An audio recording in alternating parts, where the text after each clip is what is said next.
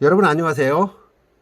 오늘은 무엇을 시작하든 끝장을 보는 사람 이재명의 첫 자전적 에세이 이재명은 합니다 라는 책을 가지고 리뷰를 해보도록 하겠습니다. 자, 이 책은 몸과 생각으로 이루어졌다고 이야기를 하고 있습니다. 12세 때부터 어머니 손을 잡고 학교 대신 공장으로 출근해서 기름때 묻은 작업복을 입고 노동자로 살기 시작해서 검정고시, 사법고시, 인권운동, 시민운동을 거쳐 성남시장이 되기까지의 삶에 대한 것은 이재명의 몸에 해당하는 부분이고, 그 다음에 몸이 살아온 현실과 그 현실에서 싹튼 생각의 알맹이들은 이 알맹이들을 모두 이 책에 담았다고 이야기를 하고 있습니다. 저희 꿈이 곧 여러분의 꿈이다. 이재명은 합니다. 라고 2017년 2월에 머리말을 달아났죠. 2017년 2월이면 지금부터 4년 전 얘기입니다. 당시에 대통령 첫 출마를 할 때 출마 선언을 하면서 나왔던 책이다. 이렇게 보시면 되겠습니다. 독자 여러분들과 같이 한번 이걸 보면서 느껴야 될 것은 4년 전에 갖고 있었던 그 이재명의 생각, 그것이 지금 현재는 어떨까라는 생각을 한번 하면서 이 책을 같이 보신다면 더 의미가 있고 또 비교 대상이 되지 않을까 이런 생각도 한번 해봅니다. 자, 첫 편은 희망은 절망 끝에서 움직인다 이런 내용. 두 번째는 말보다 생각을 소통하라. 세 번째, 기적 같은 변화를 불러오는 작은 혁명. 네 번째 파트는 함께하면 두려움은 힘을 잃고 행동은 용기를 얻는다. 그리고 마지막에 몸통, 꼬리를 잡고 몸통을 흔든다. 이런 이야기 전개가 되고 있습니다. 자, 하나하나 들어가 볼까요? 첫 번째, 희망은 절망 끝에서 움직인다. 제목이 희망은 희망밖에 없는 자의 편이다. 이렇게 되어 있습니다. 희망은 희망밖에 없는 자의 편. 매우 철학적인 느낌이 드는 문장이 되겠습니다. 자, 첫머리에 이제 하나의 스토리가 있는데 이 내용이 참 재밌습니다. 읽어볼게요. 어릴 때 냇가에서 놀다가 깊은 웅덩이에 빠진 적이 있었다. 아무리 발버둥을 쳐도 몸은 점점 가라앉기만 했다. 겁을 먹으면 먹을수록 죽을 확률이 높아지는 상황이었다. 그때 어른들이 해준 이야기가 생각났다. 숨을 참고 바닥까지 내려가서 치고 올라와라.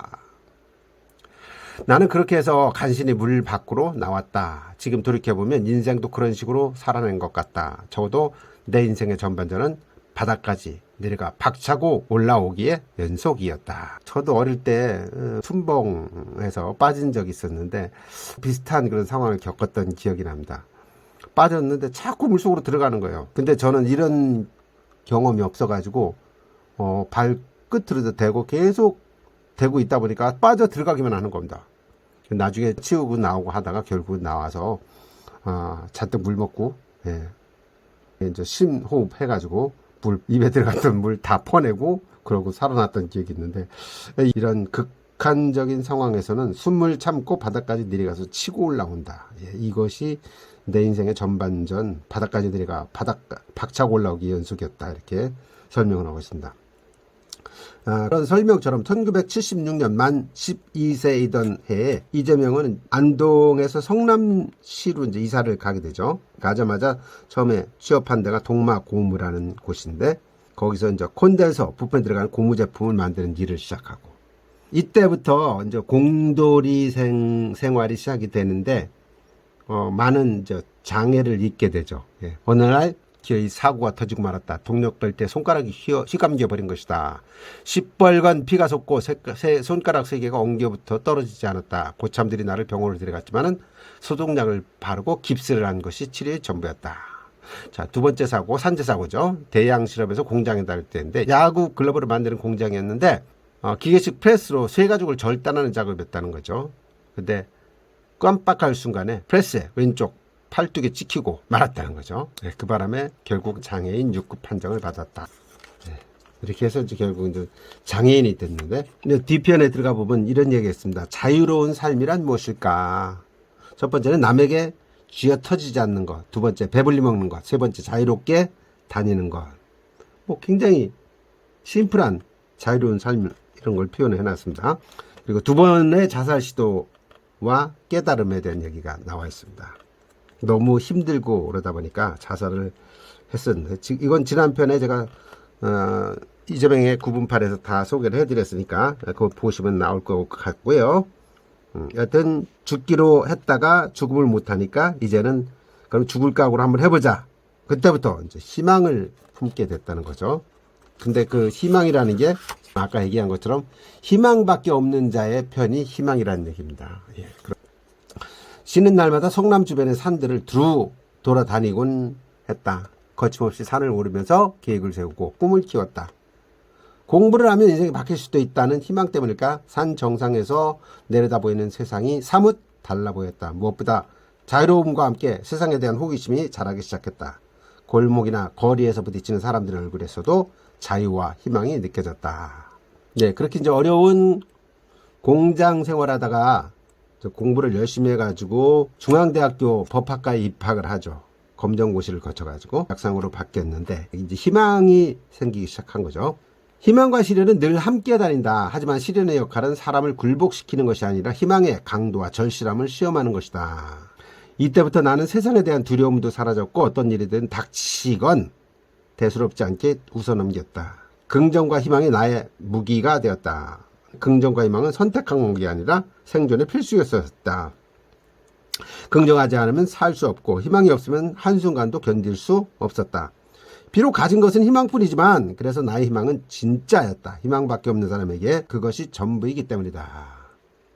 예, 제가 옆에 이렇게 몇 가지 글을 적어놨는데 이 희망과 시련은 완전히 정반대의 개념이죠. 자유와 고독도 마찬가지입니다. 또 결혼과 구속도. 근데 이 것들은 세트 상품입니다. 따로따로 팔지 않아요. 희망을 가지려면 시련을 겪어야 되고요. 자유를 쟁취하려면 고독이 필수적으로 수반됩니다. 예. 또 결혼하면 어때요? 구속이 수반되는 거죠. 이렇게 세트 상품으로 되어 있기 때문에 좋은 것만 가지려고 해서는 안 된다. 예. 희망을 갖기 위해서는 시련이라는 게 반드시 있고 시련이 있어야지만 또 희망이 생긴다. 이렇게 생각하시면 좋을 것 같습니다. 청년 이재명은 아버지의 불만이 많았었습니다. 그런데 이 책에서는 나를 단련시킨 것은 아버지와 가난이었다라고 아주 굉장히 긍정적으로 해석을 하고 있습니다. 그런 의미에서 아버지는 내게 큰 선물을 준 사람이다. 아버지가 내가 공부하려고 할 때마다 그러니까 공부해서 뭐하냐 하는 식으로 했고 공부하는 것 자체에서도 이렇게 별로 이렇게 좋게 보지를 않았다는 거죠. 분명한 사실은 아버지가 뼛속 깊이 절망으로 가득 찬 사람이라는 것이었다. 최소한의 긍정도 한 줌의 희망도 없는 삶. 그런 인생을 자식에게 고스란히 물려줄 생각이었던 걸까? 나는 공장에서 간부들이 휘두르는 주먹보다 아버지의 그 절망이 몇 곱절 더 아팠다. 이런 가슴 아픈 사연들 소개하고 있지 않습니까? 근데 보면 아버지가 주신 유일한 선물에 대한 얘기를 하는데 마지막에 사법고시 2차에 합격을 하고 발표 후 아버지하고 마주친 겁니다. 아버지는 이 당시에 병이 악화돼서 세상을 떠나려고 준비할 그런 시점이었고 그런 아버지에게 임종을 앞두고 사법고시 합격을 해서 선물로 드려야겠다 이런 생각을 하고 있을 때였죠. 아버지 사법고시 합격했습니다. 나는 병상에 누워 잠든 아버지에게 다가가 조용히 속삭였다. 아버지는 말을 할 수 없는 상태였지만 내 목소리는 알아들은 것 같았다. 잠시 후 아버지가 천천히 눈을 떴다. 초점을 잃은 눈동자는 무엇인가를 애타게 찾고 있었다. 아버지가 나를 보고 싶어 한다는 것은 느낌으로도 충분히 알 수 있었다. 곧이 아버지 눈에서 눈물이 방울지는가 싶더니 두 볼을 타고 흘러내렸다. 그리고는 다시 눈을 감았다. 나는 아버지의 눈물 젖은 얼굴을 보며 생각했다.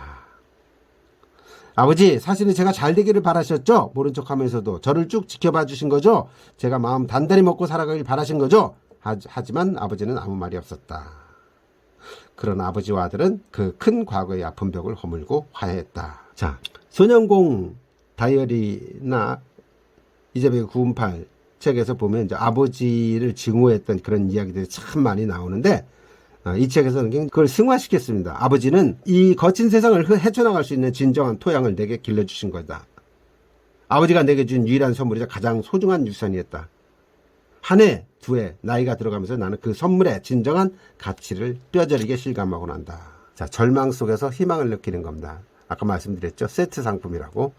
시련과 희망은 세트 상품. 절망과 희망도 마찬가지로 세트 상품입니다. 네.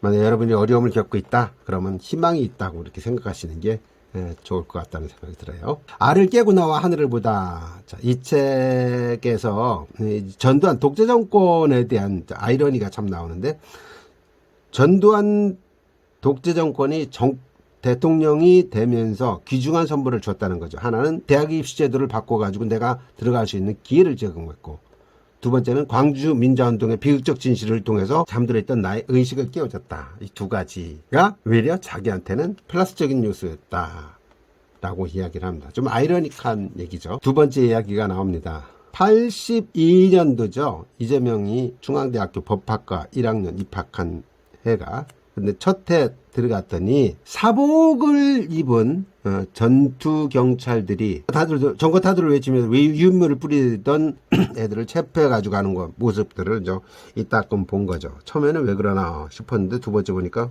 왜 그럴까 궁금하게, 세 번째는 뭔 절실한 마음이 있기에 저럴까 하면서 점점 이렇게 빨려 들어가다가 나중에는 뭔가 진실을 전달하려고 했던 거구나, 이런 생각을 깨우치게 되고, 내가 언론을 통해서 알았던 광주 폭도는 폭도가 아니고 의인들이었구나 라는 것을 이제 깨달았다는 거죠. 네, 이런 얘기들이 여기 실려 있습니다. 법학과 동기생 중에서 운동권 들어오라는 권유를 받았는데 이영진이라는 친구였다는 거죠. 이거는 이제 운동권에 들어갔고, 내가 공장을 다녔으니까 너도 운동권 들어올래 말래 이렇게 해서 요구를 하는데, 나는 그래도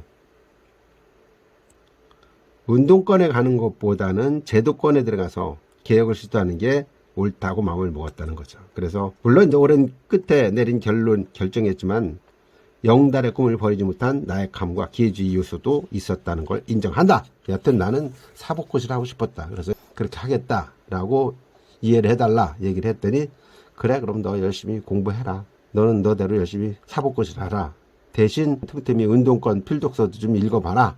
그래서 그때 이제 사회과학 서적들을 탐독을 했는데, 그때 읽었던 책 중에서 가장 감동적이었던 것이 조정래의 태백산맥, 해방 전후사의 인식, 내 정신을 번쩍 들게 해줬던 대표적인 책들이었다. 이재명은 독서광이었던 것 같습니다. 어릴 때도 안동 초등학교 독서실에 비치된 책을 여기 나와 있는 것처럼 다 읽었다는 거죠. 동화, 세계명작, 삼국지, 수호지, 중국 고전들까지 닥치는 대로 그냥 다 읽었는데, 공원 생활하면서는 독서 편력도 이제 다 끝났고, 부터는 전 성남시장이 되고 나서 이야기가 실려 있습니다. 거짓말보다 바른 말이 편하다. 어떤 길을 걸을 것인가. 성남시장이 되고 나서 공약 이행률 96% 달성했었다는 얘기, 언론 통해서 많이 들은 얘기죠. 사법고시에 처음 합격하고 나서 사법연수원에서 노동법 학회, 기본권 학회 등 몇몇 조직이 만들어졌습니다. 그때부터는 노동법 학회에 들어가서 관련 책들을 섭렵하고 조직 활동에 충실히 임했는데, 이때 만났던 꽤 이름난 변호사 한 분이 특별 강사로 초청돼서 왔었다. 누구냐? 노무현이었습니다. 그 당시에 부산에서 인권 변호사로 활동하고 있던 노무현 변호사가 자신의 생생한 체험담을 젊은 후배들에게 들려준 거죠. 그 얘기를 듣고 가슴이 뜨거워진 걸 느꼈고, 나도 저분처럼 인권 변호사가 되리라 라는 생각을 하게 됐다는 거죠. 제가 이 책을 통해서 알게 된 건데, 사법고시에 합격하고 사법연수 2년 차가 되면 판사, 검사, 변호사 15로 각 3개월간 현장 실습을 하게 돼 있다는 거죠. 그래서 변호사 3개월, 판사 3개월, 검사 3개월. 변호사는 조용래 변호사 사무실에 가서 전태일 평전에 저절 알려진 인권 변호사, 거기서 진실은 반드시 승리한다라는 믿음을 배우게 됐고, 두 번째는 이제 성남지원 판사 15로 근무하면서 판사 변호사의 직업적 특성을 비교를 할 수 있었는데, 자기한테는 별로 안 맞았다는 얘기죠. 왜냐, 변호사가 맞는 것 같은 느낌이었다. 그다음 세 번째는 고향에 있는 안동 지청에로 가서 검사 10으로 일을 하게 됐는데, 이 당시에 이제 이동근 지청장이라는 분이 이재명한테 한 이야기가, 25, 너 검사해라. 딱 검사 체질이다. 아닌 게 아니라 내가 생각해도 검사 생활이 적격에 맞는 것 같았다. 근데 마지막으로 선택을 할 무렵쯤 돼서는 내가 변호사를 선택했다. 왜? 이미 연수생 친구들하고 인권 변호사가 되겠다고 약속을 했는데, 그 시점에서 바꾸면은 약속을 저버리고 거짓말을 하는 사람이 되기 때문에 그러고 싶지는 않았다는 거죠. 물론 성적이 됐기 때문에 판사를 하든 검사를 하든 했는데 이제 그거를 포기했다는 얘기를 하고 있습니다. 이재명은 약속을 잘한다, 뭐 공약을 잘 이행한다 이런 것을 유명한 사람이죠. 일을 잘 한다는 거죠. 여기 보면 기본 원칙 몸으로 뛴 시정. 2010년 민선 5기 시장에 취임하면서 나는 기본과 원칙을 지키는 공정한 시정의 모든 것을 걸었다. 그래서 직접 몸으로 뛰었고 그 결과 각 분야의 지자체 평가에서 95개의 상을 성남시가 수상을 했고, 특히 지자체 모든 분야의 사업을 평가하는 경기도 시군종합평가에서 최우수 기관으로 선정되는 영예. 무엇보다 기쁘고 감사했던 것은 시정운영 만족도 조사에서 성남 시민의 79.9%, 80%죠. 만족한다는 결과를 보여줬다는 거죠. 이게 대단한 겁니다, 이거. 왜냐하면 여야가 나눠져 있고 보수, 진보 이렇게 나눠져 있는 상황에서 80% 받는다는 거는 완전히 18명이 인정한다는 얘기니까 대단한 신뢰입니다.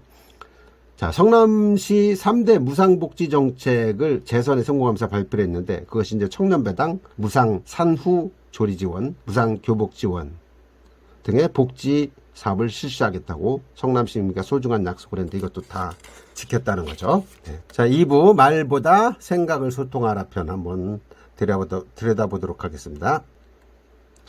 이재명 시장은 소통의 달인입니다. 여기 보면 대화야말로 시장으로서 가장 중요한 역할이자 임무라는 사실을 절감했다. 그 뒤로 나는 성남시 각 지역마다 게시판에 시장과의 대화 시간이라는 제목의 담화문을 써서 붙이도록 했다. 아파트 단지별로 각 동별로 때로는 마을 단위별로 날짜를 바꿔가면서 시민들과 만나서 허심탄회하게 대화를 나누었다. 이 시장과의 대화 시간을 갖기 위해서 성남시 각 지역을 도는데 만 2달 이상이 걸렸다. 소통을 위한 2달간의 대장정은 내게 참으로 귀한 시간이었다. 비로소 시민들이 무엇을 원하는지, 어떤 민원들을 호소하는지 정확히 알게 되었다. 그러면서 정치에 대한 귀중한 이야기를 합니다. 정치란 무엇이냐? 정치는 소통이다. 지칠 때까지 경청해가며 공감을 이뤄내는 과정이 정치의 핵심이다. 이 단순한 진리를 망각했을 때 어떤 일이 벌어지는지 우리 국민은 2016년 말에 이렇게 일어나서 뼈저리게 느꼈다. 그죠? 박근혜 불통. 결국은 탄핵당했다는 이야기를 지금 하는 겁니다. 자, 사람 속에서 길을 찾자 편에서 보면 이 성공에 대한 얘기가 나옵니다. 성공. 시장직이라는 것도 내가 지속적으로 성장해 가는 과정 속에 한 시기일 뿐 성공이란 말로 포장할 생각은 없다. 다만 시민들이 꿈꾸는 삶을 위해서 정책을 세우고 그 목표치에 다가가는 과정이 성공적이기를 바랄 뿐이다. 근데 여기 이제 성공에 대한 개념이 나옵니다. 누구나 행복한 삶을 위해 성공을 목표로 살아간다. 그런데 무엇이 성공인가에 대해서는 개인의 욕망, 그 크기에 따라서 천차만별일 수밖에 없다. 성공이란 신기루와 같아서 잘 잡히지도 않는다. 치열한 노력 끝에 어느 정도 성공했다고 생각하면 다음 단계가 기다린다. 또 다른 욕망, 더 높은 성공을 부추기기 때문이라는 얘기죠. 그렇죠?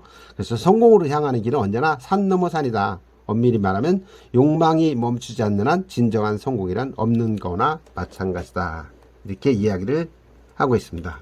처음에 산에 오르는 사람이 험준한 산맥부터 오를 수 없듯이 낮고 완만한 언덕부터 차근차근 오르며 이 산에 익숙해지는 것이 현명하다. 이 등산처럼 성공도 나는 습관이라고 생각한다. 가장 경계해야 할 것이 무엇이냐? 그것은 별다른 노력 없이 수월하게 성공의 단계에 올라가는 것이다. 이보다는 차라리 최선을 다한 뒤에 실패가 훨씬 더 긍정적이다. 그 실패 속에서는 반드시 겸손과 더불어 희망이 싹트기 때문이라는 거죠. 사람들 만나기만 하면 이 보수냐 진보냐 이런 이야기를 갖고 싸움들을 참 많이 합니다. 근데 이제 이재명은 본인을 이렇게 표현합니다. 교과서에서는 보수고 현실에서는 진보다. 자, 이게 무슨 얘기일까? 여러분들 모르시면 더 많을 것 같은데 보수가 뭐고 진보가 뭐냐, 개념이 어떻게 나온 것이냐, 이것부터 오늘 여기서 설명을 한번 드려볼게요. 자, 보수니 진보니 하는 개념은 프랑스 대혁명에서 비롯된 것이다. 당시 프랑스의 국민의회는 전통을 계승하고 기존의 질서와 왕정을 유지해가며 온건적으로 개혁하자는 왕당파, 그 다음에 정치체제를 근본적으로 바꿔야 한다는 공화파, 왕당파와 공화파 두 파로 나눠져 있었다는 얘기예요.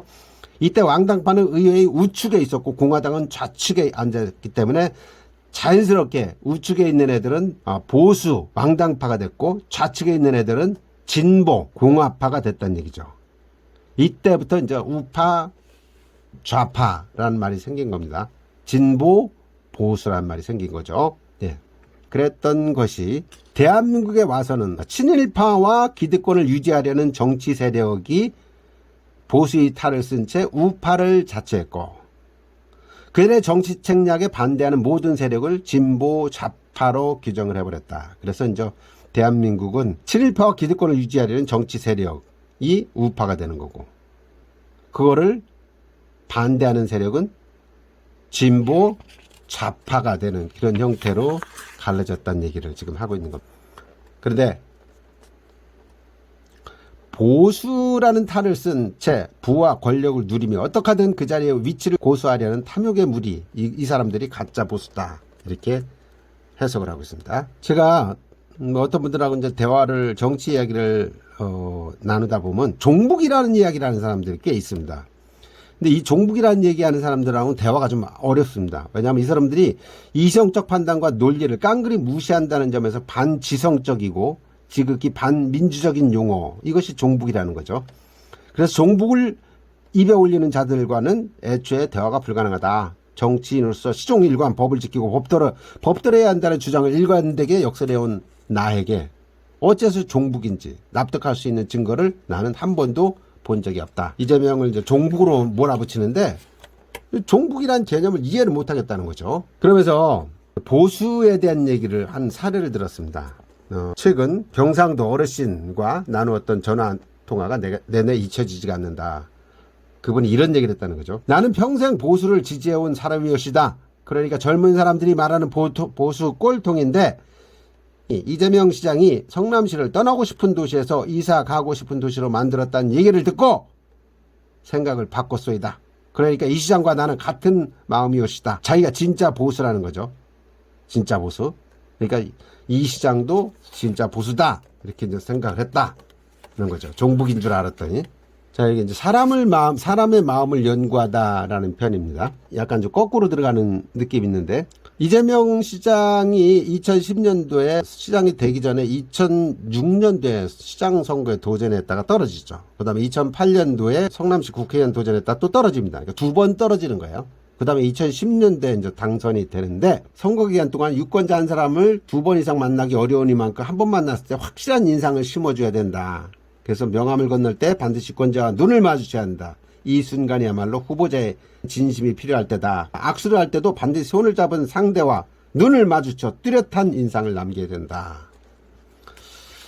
이런 나름대로 노하우 이런 것들을 얘기합니다. 어떻게 배웠냐? 대부분 책을 통해서 알았다. 설득의 심리학을 비롯해서 수십 권의 심리학 서적을 읽으면서 사람의 마음을 연구를 했다. 선거는 종합예술이다. 선거는 후보자 자신을 알려서 유권자의 마음에 확실한 믿음을 심어줘야 된다. 이것이 바로 선거라는 얘기죠. 제가 이재명 관련된 책을 보면서 느끼는 것이 이재명은 참 공부를 열심히 하고 책을 많이 봅니다. 여기도 설득의 심리학, 두 번에 걸쳐서 떨어진 선거를 통해서 선거가 뭘까? 유권자의 마음을 어떻게 사로잡아야 될까 하는 과정 속에서 설득의 심리학 책을 많이 봤다는 거죠. 거기서 유권자의 마음을 사로잡는 방법을 연구를 했다는 겁니다. 이렇게 이제 공부를 참 열심히 합니다. 여기 보다 보면 책 관련된 이야기들 참 많이 나와요. 자, 이 부분도 마찬가지가 되겠습니다. 지방자치를 연구하다 편인데, 프랑스의 정치가이자 법학자인 알렉시스 드 토크빌이 쓴 미국의 민주주의 라는 책에서 지방자치야말로 민주주의를 배우는 초등학교라고 말한 적이 있는데 이 말은 나에게 강한 느낌으로 와닿았다. 그래서 꼬리를 잡아 몸통을 흔든다. 지방자치는 국가의 통치 체계로 볼 때 꼬리에 해당된다. 하지만 나는 그 지방자치를 제대로 잡으면 몸통, 중앙정치를 움직일 수 있다고 믿는다. 그렇죠. 이재명 시장을 좋아하는 이유가 성남시에서 시정을 잘 이끌다 보니까 시민들로부터 인정을 받았고, 두 번째는 경기도지사라면서 도정을 잘 이끌다 보니까 도민들의 인정을 받았습니다. 그리고 이제는 전 국민을 대상으로 대한민국 이끌려고 하는 과정이라고 보시면 되겠죠. 그래서 본인이 맡은 분야에 대해서만큼은 최선을 다해왔기 때문에 그렇게 인정을 받고 그런 것들이 지금 이재명에 대한 신드롬 현상까지 나타난 거다. 저는 이렇게 생각을 하고 있는 겁니다. 자, 지방자치에 관한 책을 무수히 섭렵을 했다는 거죠. 지방자치 시장이 되기 위해서 어떻게 될까 하면서 시장에 대한 공부를 하다 보니까 지방자치에 관한 책을 섭렵을 했고 또 이게 바로 2004년도 아닙니까? 2010년도에 성남시장이 됐는데 그 전에 이미 행정대학원에 가서 지방자치 공부를 했고 또 석사과정을 마치고 또 지방자치 지방정부 부정부패 극복 방안에 대한 연구 논문도 수고를 했었는데 나중에 이 논문 때문에 이제 문제된 적이 있었죠. 근데 여기서는 공식 발표를 했는데 자기는 이제 미련이 없어가지고 뭐 이런 얘기인데 이거 뭐 중요한 얘기는 아닌 것 같고 여튼 지방자치가 내가 공부를 해야겠다 싶으면은 지방자치에 이렇게 푹 빠져서 많은 책들을 보면서 공부하는 모습을 이렇게 볼 수가 있는 거죠. 이게 이재명의 그 장점이라고 할 수 있습니다. 자, 여기서 종북에 대한 이야기 다시 한번 언급해 보도록 하겠습니다. 사건을 가지고 시작을 해볼게요. 2012년 5월경에 S신문이라는 곳에서 성남시가 청소 용역을 준 환경미화원 협동조합 70명 중 2명이 통진당원 출신이었다는 것을 거론하면서 장장 사흘간 12꼭지에 걸쳐서 기사를 쓴 겁니다. 이게 속된 말은 이제 조지는 기사라고 합니다.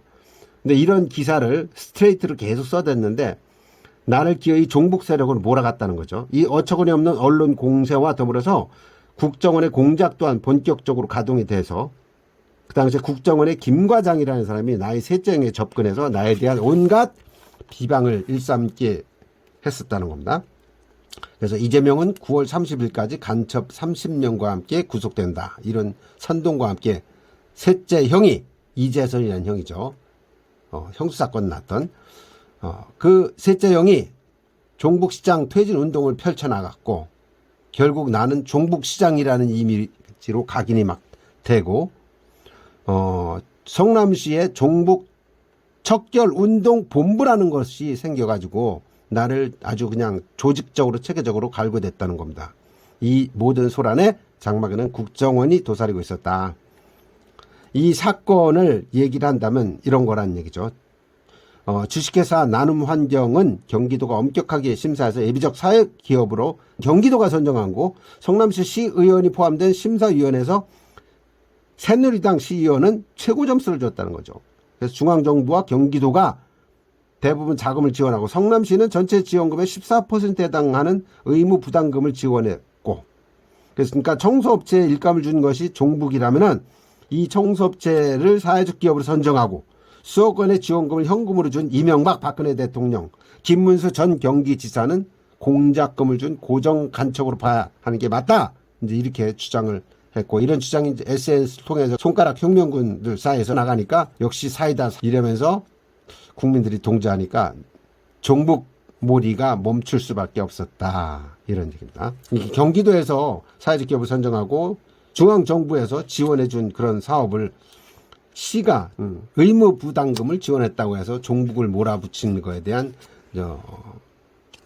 반박을 했던 거죠. 자, 지금부터 이제 가족의 이야기, 특히 이제 셋째 형과의 관계 이야기를 한번 여기 책에 나와 있는 대로 정리를 해보도록 하겠습니다. 우리 7남매 중에서 일찌감치 경제적 안정을 이룬 사람이 공인회계사가 된 셋째 형. 재선이죠. 가난했던 예씨를 생각하면 가히 성공적이라고 부를 만도 하지만은 사람의 탐욕에는 끝이 없었다. 의식주가 해결되자 형은 명예와 권력까지 넘보았다. 그리고 그 욕망은 내가 성남시장에 당선되자마자 때를 만난 듯 기지개를 켜기 시작했다. 그동안에 성남시장 되고 난 다음에 이재선 형이 청탁을 했다는 이야기를 여기서 쭉 하고 있습니다. 형은 감사관을 통해서 내게 노골적으로 청탁을 해왔다.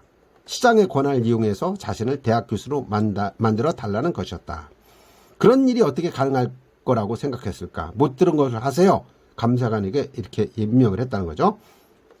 이때부터 형과 나 사이에 감정적인 금이 가기 시작했다. 그 뒤로도 형은 시장의 친형이라는 무기를 내세워 시정에 개입했고 심지어 비서실장에게 특정인 승진, 징계 등을 요구하며 인사에 개입을 했다. 나는 참을 수가 없었다. 직원들에게 강력한 지시를 내렸다. 앞으로 시장의 가족, 특히 셋째 형과 접촉을 금합니다. 구태 정치의 사슬, 그 썩은 부패의 관행을 뿌리 뽑으려고 정치에 입문한 나로서는 당연한 조치였다. 근데 위기라는 건 어쩌면 가깝고도 약한 곳에서부터 시작되는 것인지도 모른다. 그 뒤로부터 휴대폰은 물론 시장실로 걸려오는 형의 전화를 모두 차단시키니까 형도 만나지도 않고 면담을 요구하면서 시장실에서 농성까지 했다는 겁니다. 그래도 안 만나주고 막 이랬더니 나중에는 어떻게 했냐. 형이 국정원이 형제 간의 빈틈을 노려서 공작을 시작했다는 거죠. 여기 보면 국정의 김 과장이라는 인물이 은밀하게 형을 만나서 이재명은 간첩이라는 말로 선동하며 종북시장 퇴진운동을 벌이도록 부추기기 시작했다는 겁니다. 그런 형이 죽도록 미웠고 하지만 피를 나눈 형제였기에 형에게 연민을 느끼면서 국정원에는 분노를 하면서 이렇게 지내고 있었는데, 자, 이제 그다음부터 이제 형수 욕설 사건이 등장을 합니다. 어떤 형이었냐. 셋째 형이라고 그랬죠. 이재명이가 먼저 검정고시를 합격한 다음에 예비고사를 봐서 중앙대학교 장학생으로 들어가게 되죠. 그 이후에 형에게도 내가 이런 식으로 했으니까 형도 한번 해봐라. 그래서 형도 공부한 지 1년 만에 보란듯이 건국대학교 경제학과에 입학을 합니다. 그리고 생활 보조비까지 받는 장학생이 되고 또 형이 열심히 공부해서 공인회계사 시험에 당당히 합격을 하죠. 이런 참 멋진 형이었는데, 예, 공인회계사가 돼서 돈을 잘 벌면서 권력과 명예까지 도전하다 보니까 어떤 일이 벌어졌나. 시정에 관여를 하려고 한 거죠. 그래서 맞고 하다 보니까 형과 관계가 멀어졌고 형이 거꾸로 나를 종북시장으로 몰아붙이려는 그런 상황이 되었을 때 이야기입니다. 자, 형이 나와 전화 연결이 되지 않자 셋째 형 내외가 어머니를 찾아가서 난동을 부린 것이다. 처음에는 어머니의 휴대폰으로 내게 전화를 걸어 바꿔달라는 것이 그들의 요구사항이었다. 셋째 형이 나를 괴롭히겠다는 사실을 잘 알고 있는 어머니는 거절했다. 그러자 형은 어머니에게 집에 불을 질러 죽인다고 위협을 했다. 형은 이미 수년 전 어머니에게 폭언하고 인연을 끊은 후였다. 당시 어머니 통장에는 5천만 원 정도의 노후 자금이 있었다. 근데 이 돈을 셋째 형이 어머니한테 빌려달라고 때를 썼지만 어머니는 거부했고, 요구가 거절당하자 형은 이성을 잃고 어머니를 향해서 거친 욕설을 퍼붓고 위협을 했다. 이게 제일 중요한 부분입니다. 이 재선이 형이 먼저 어머니를 향해서 거친 욕설을 퍼붓고 욕을 한 거, 위협을 한 겁니다. 그래서 어머니는 공포와 절망 그리고 처절한 슬픔에 못 이겨 내게 전화를 걸었고, 전화가 연결되자 옆에 있던 형이 재빨리 낚아채더니 이번에는 내게 욕을 퍼붓기 시작했다. 나는 그 욕설을 잠잡고 들었다. 제발 그 욕설을 나에게만 퍼붓고 말아줬으면 하는 솔직한 내 심정이었다. 이 일이 있은 후 형님 부부는 어머니를 향해 차마 입에 옮길 수 없는 패륜적 폭언을 했고, 심지어 어머니 집을 찾아가 팔순의 어머니에게 주먹을 휘둘렀다. 그 어떤 막장 영화에서도 보기 힘든 패륜의 현장이었다. 형 내외가 어머니 신고로 경찰에 연행된 후 곧바로 병원 신세를 져야 했다. 7남매의 어머니로서 그 세상 어떤 풍파에도 끄떡없던 분이 자식에게 받은 충격만큼은 견딜 수 없었던 것이다. 나와 다른 형제들이 모두 어머니 댁에 모였다. 그리고 그제서야 셋째 형 내외가 어머니에게 어떤 행패를 부렸는지 모두 알게 되었다. 나는 더 이상 화를 참지 못했고 셋째 형에게 전화를 했다. 셋째 형 대신 형수가 전화를 받았다. 이게 이제 사건 전말이 시작되는 겁니다. 형이 어머니에게 했던 욕설을 거론하며 자식된 도리로 어떻게 그런 쌍욕을 할 수 있느냐고 따졌다. 그런 고차원적인 철학 농담도 이해 못해요 라며 시댁 식구들을 능멸하던 형수는 침착하게 전화를 받았다. 그 태도에 화가 난 나와 형수 간의 욕설이 섞인 대화가 오갔다. 그 뒤로도 한동안 화가 가라앉지 않았다. 그런데 더 놀라운 일이 기다리고 있었다. 내가 퍼부은 욕설을 형수가 휴대폰으로 녹음하고 전후 맥락을 배제한 채 일부만 SNS를 통해서 세상에 퍼뜨린 것이다. 일명 형수에게 쌍욕을 한 이재명 성남시장이라는 제목의 파일이 온라인에 떠돌게 되었다. 자, 이게 형수 욕설의 전말입니다. 전말. 앞뒤를 다 잘라가지고 형수하고 형이 셋째 형이 엄마한테 패륜을 저질렀던 건 다 생략하고 이재명 시장이 나중에 화가 나서 욕한 부분에 대한 것만 쏙 잘라서 언론에 퍼뜨린 거죠. 네, 아주 못됐습니다. 제가 저도 그런 경험이 있어요. 제 셋째 누나가 아주 형편없는 누나가 있었는데 제 부모님이 다 돌아가셨습니다. 근데 아버님한테 가서 돈을 꿔달라고 행패를 부린 겁니다. 게다가 아버지를 때렸어요. 근데 집에 갔더니 아버지가 손에 뭘 이렇게 두르고 있더라고요. 왜 그러시냐고 그랬더니 엄마가 얘기하는 거예요. 누나가 와서 미는 바람에 저렇게 됐다고. 지금 누나가 나타났어요. 그래서 제가 어떻게 했는 줄 아세요? 저도 욕을 했습니다. 이 쌍년아, 네가 인간이냐? 어떻게 아버지를 저렇게 때리냐고. 응? 무슨 명목으로 네가 여기 또 나타나? 그러면서 저 막 두드러 팼습니다, 누나를. 저도.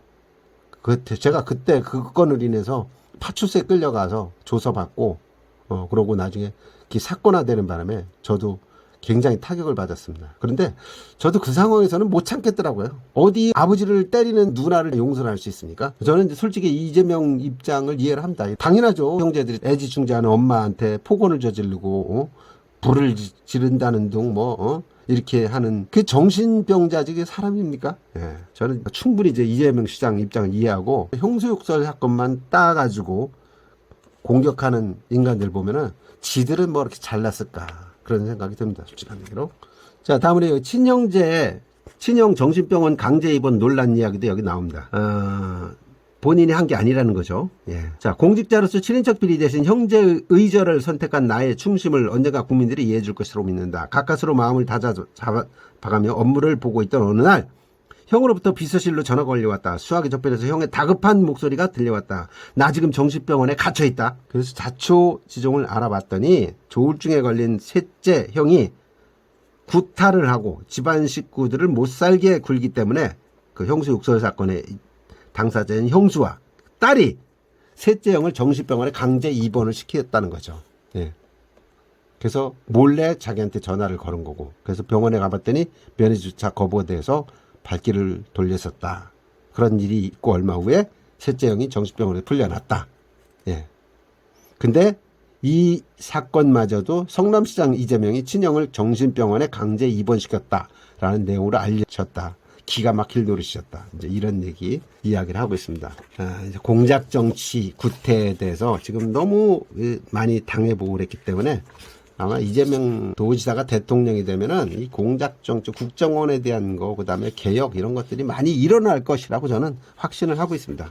자, 혁명은 손가락 끝에서 제가 이재명 지사를 SNS 달인이라고 한번 소개한 적이 있었는데 여기 그런 내용이 나오죠. 나는 하루에도 수십만 명과 대화를 나눈다. 대화 창구도 셀 수 없이 다양하다. 카카오톡, 밴드, 트위터, 페이스북, 카카오 스토리, 유튜브, 인스타그램, 인터넷 카페, 게시판, 블로그, 댓글 등 수많은 채널을 통해서 각기각층의 사람들과 친구를 맺고 정보 공유를 한다. 이 과정에서 나는 집단지성의 놀라운 힘을 피부로 느낀다. SNS를 통한 정보 공유는 남녀노소, 지고하를 막론하고 다양한 계층의 사람들이 적극적으로 대화에 참여하는 방식이다. 이 과정에서 공통 분모가 될 수 있는 지혜들이 모여 집단지성을 형성한다.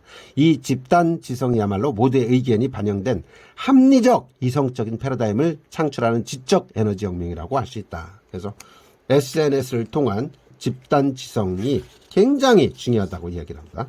그리고 손가락 혁명군들한테도 이런 얘기를 하고 있어요. 공정국가 건설을 위한 손가락 혁명군 출정식에서 7,000명 지지자들에게 이렇게 얘기를 했다는 거죠. 여러분, 진실과 정의가 승리하는 세상을 위해 손가락을 많이 써야 합니다. 뜻이 같은 사람과 소통을 자주 하고 필요한 정보를 주고받으며 함께 행동하면 부패한 대한민국은 결국 엎어질 것입니다. 이제 대한민국의 진정한 변화는 손가락 끝에서 나올 것입니다. 세상을 바꾸고자 한다면 손가락부터 움직여야 하지 않을까요? 네, 맞습니다. 손가락부터 움직여야 됩니다. 자, 이 내용도 제가 한번 소개를 하고 싶은 부분이네요. 역사적 변화는 변방에서 시작된다. 99%의 서민을 위한 정치혁명을 해보겠다. 이런 이야기죠. 네.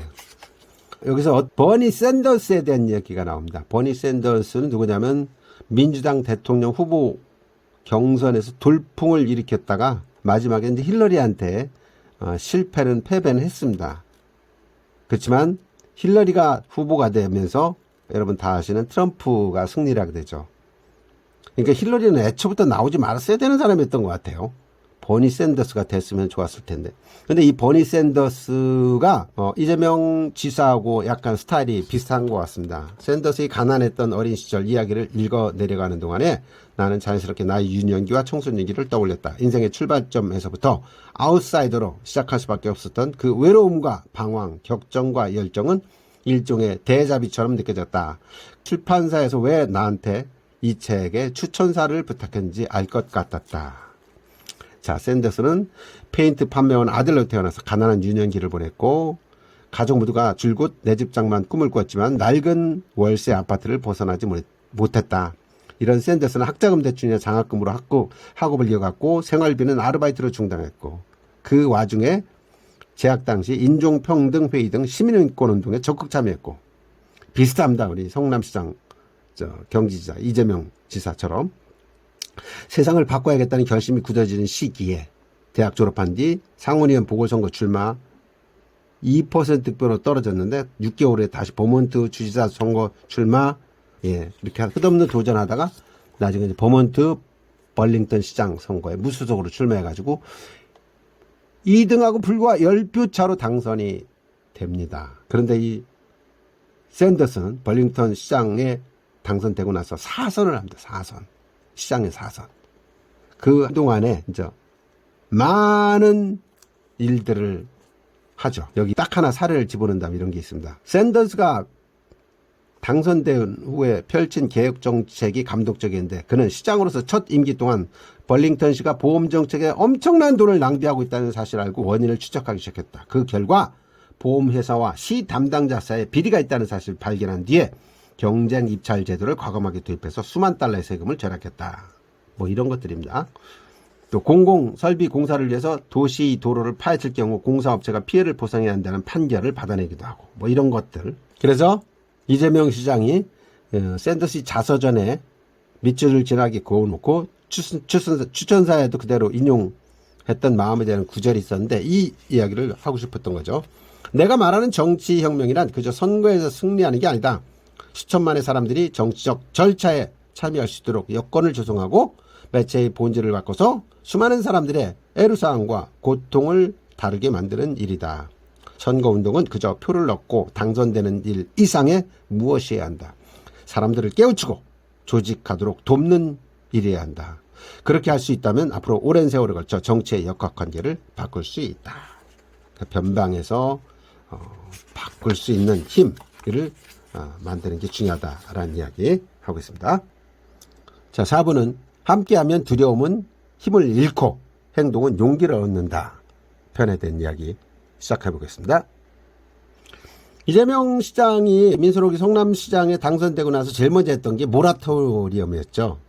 전임 이대엽 한나라당 출신 시장이 남기고 떠난 전시행정의 병폐 부채가 엄청나게 많았던 겁니다. 6,500억. 이 부채를 어떻게 할까 고민하다가 결국은 모라토리엄을 선언을 했죠. 그래서 시민들한테 이야기를 하면서 갚긴 갚아야 되는데 당장 못 갚는다. 유예를 해달라 이런 얘기죠. 그래 놓고 이제 일을 시작을 한 겁니다. 예산 삭감, 긴축 재정 운영. 그래서 건전성을 회복하고 그늘진 곳에서 어려움을 겪는 시민들에게 희망을 주기 시작한 겁니다. 사회복지 예산을 증가를 시켰습니다. 3,222억 원이었던 것이 5,579억으로 늘어나고 또 교육비 예산도 늘리고 체육 분야도 예산 늘리고 모라토리엄 선언을 해서 지방자치단체와 중앙정부의 재정 운영에 대한 경각심을 일으켜주고 이런 식으로 하다 보니까 3년 연속 지방자치단체장 재정분석 종합평가 우수기관으로 선정이 되고 시민들한테 인정을 받게 되는 거죠. 자, 이 파트는 이제 행복을 위해서 싸워야 할 때다. 헌법 34조 2항부터 이야기를 하고 있습니다. 국가는 사회보장, 사회복지 증진에 노력할 의무를 가진다. 헌법에 이렇게 나와 있다는 얘기죠. 국가가 국민에게 행복한 삶의 장을 마련해 주는 것이 사회보장이라면 국가가 국민에게 행복한 삶의 조건을 만들어주는 것은 사회복지다. 그래서 사회복지가 중요하다는 이야기를 하고 있습니다.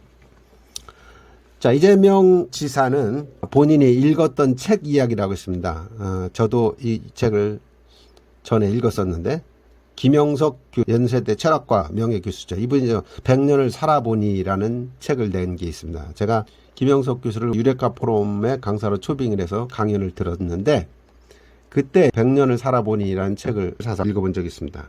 이재명 시장도 이걸 보고 많이 느꼈던 것 같습니다. 1장 제목인 똑같은 행복은 없다라는 문장에 나의 시선이 한참 머물렀다. 나는 그중 한 구절에 밑줄을 그었다. 이런 내용입니다. 경제는 중산층에 머물면서 정신적으로 상위층에 속하는 사람이 행복하며 사회에도 기여하게 된다. 그러니까 행복한 사람이 어떤 사람이냐? 경제는 중산층, 정신은 상위층. 이 두 가지 수준을 유지하고 싶어하는 것이 지금 이 시대를 살아간 한국인의 진솔한 내면 풍경이다. 이것을 다시 해석하면 대다수의 한국인은 경제는 하위층이고 정신은 중산층에 머물고 있다는 얘기다. 그러니까 경제는 하위층, 정신은 중산층이니까 경제는 중산층, 정신은 상위층을 해요. 그렇게 해야지만 행복을 느낄 수 있다라는 이야기죠. 대한민국은 IMF 이후 이렇게 많이 성장을 했음에도 불구하고 세계 행복보고서에 따르면 행복지수가 157개국 중에 58위, OECD 35개 회원국 중에는 29위, 거의 최하위권에 들고 있습니다. 왜 이럴까? 그러다 보니까 자꾸 헬조선이라는 이야기가 나온다는 얘기죠. 헬조선. 그래서 기회의 불평등, 불공정한 경쟁, 불합리한 배분, 이 세 가지 문제를 과감하게 혁파하는 것이야말로 대통령이 된 사람의 숙명적 과제가 될 수밖에 없다.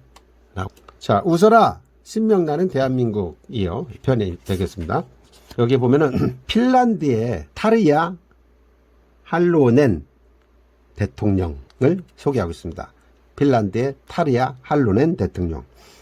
이분은 2000년도부터 2012년도까지 12년 동안 핀란드를 이끌어왔던 핀란드 최초의 여성 대통령입니다. 근데 국민들의 평가는 대한민국과 정반대였다.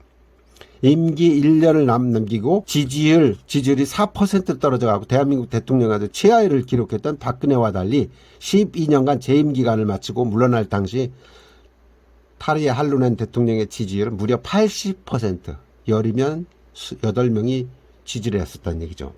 그럼 이 타르야 할로넨 대통령은 무엇을 했냐? 재임 기간 동안에 핀란드를 국가 청렴도, 국가 경쟁력, 환경지수, 교육 경쟁력 등 거의 모든 분야에서 세계 1위로 끌어올렸다는 겁니다. 국민소득도 36,000불, 국민 엄마로 통했던 타르야 할로넨 대통령.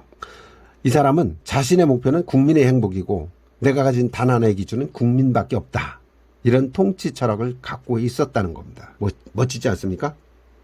나의 목표는 국민의 행복이고 내가 가진 단 하나의 기준은 국민이다. 국민의 행복에는 나는 안중에도 없다. 나는 이걸 위해서 산다. 참 멋진 말인 것 같습니다. 그죠? 네.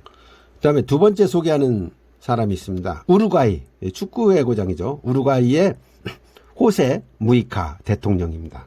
우루과이의 호세 무이카 대통령. 또 어떤 사람이냐? 학력은 고향에서 초, 중 등 공립학교를 나온 게 전부라는 겁니다. 근데 이 사람도 민중해방운동에 힘썼고 군부 정권에서 13년 동안 수감 생활을 했었습니다.